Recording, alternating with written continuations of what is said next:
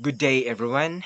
Now, let's talk about number and number sense, geometry, measurement, patterns in algebra, statistic and probability, and how it will be applied the theory of experiential learning and situated learning in the number and number of sense, measurement, geometry, patterns in algebra, and the last one is the statistic and probability.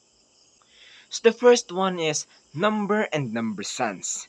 This content area focuses on students' understanding of numbers, like whole numbers, like fractions, decimals, integers, real numbers, and complex numbers. Students are expected to demonstrate an understanding of numerical relationship as expressed in rations, proportions, and percent. I can apply the experiential learning and situated learning theory through giving them an activities that can practice or execute their learning or knowledge in a certain topic or from our previous lessons.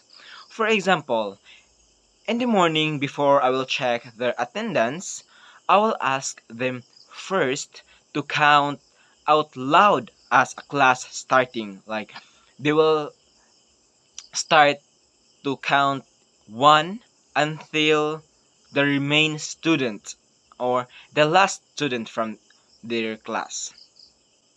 The second is the measurement. This content area focuses on an understanding of the process of measurement and on the use of number and measures to describe and compare mathematical and the real world objects. Experiential learning and situated learning theory will be applied when the students are asked to identify measurements in that certain object or it or for example it can be also apply when they are making margins on their bond papers when we are doing the activities, right? So when we are using bond paper, we always use a margin. So when we put margin in the bond paper, for sure we will use ruler for the measurement. So during the recess, I will give an activity to them.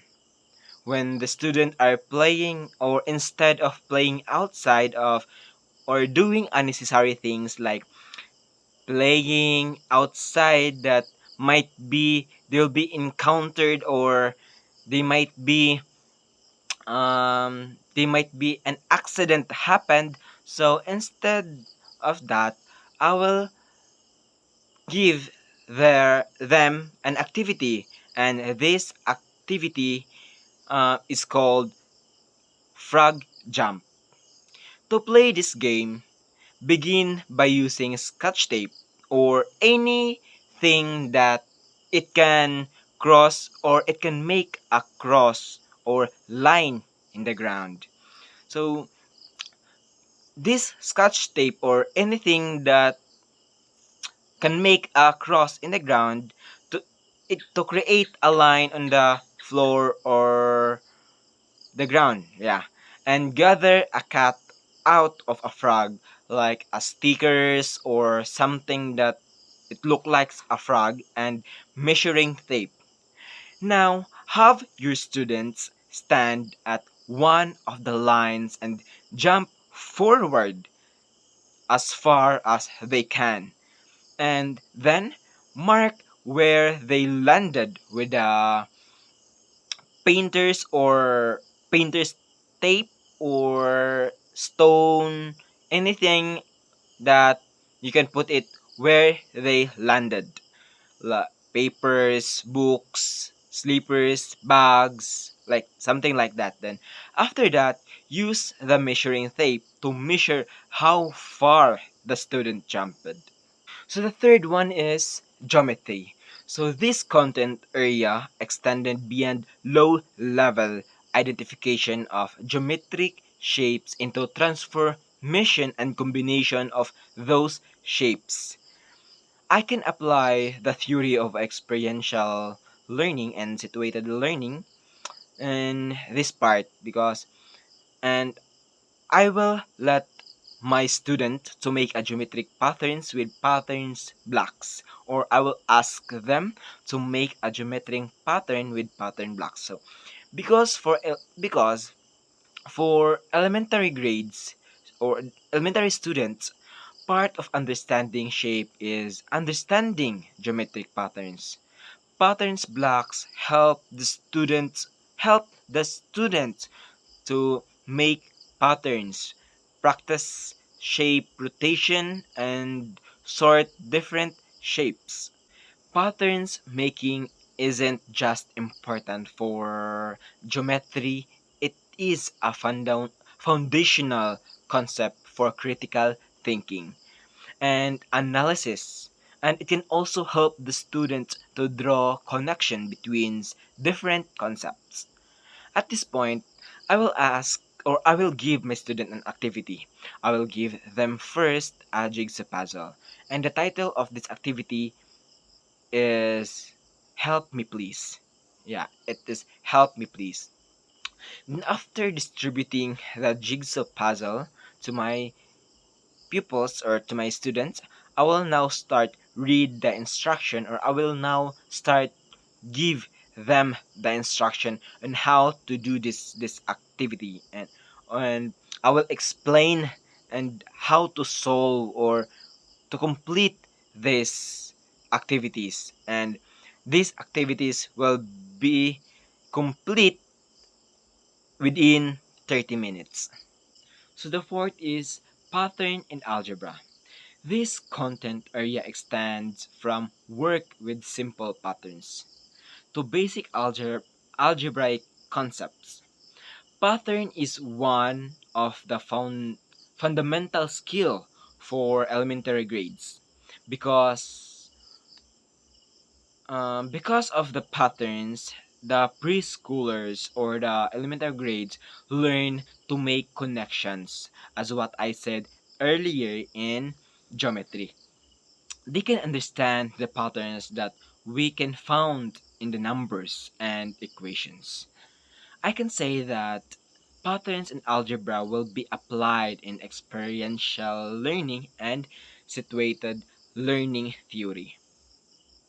Because when you can understand the patterns around us or the patterns what we saw or what we see at that point, you can understand the outside world or you can understand our domain or our environment, right?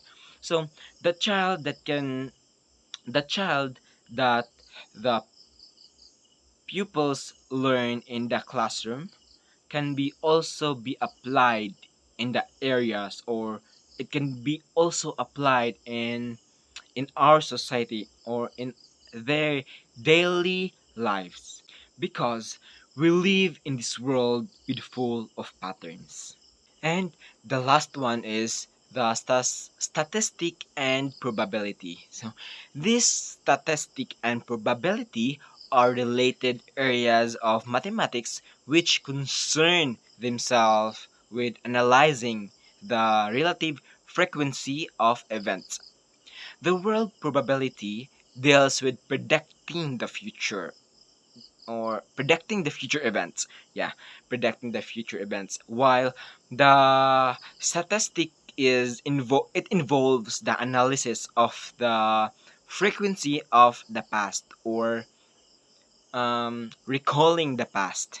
Then and now I will give an activity to my students. I will have my students to roll the dice and predict what number is on the top of the dice.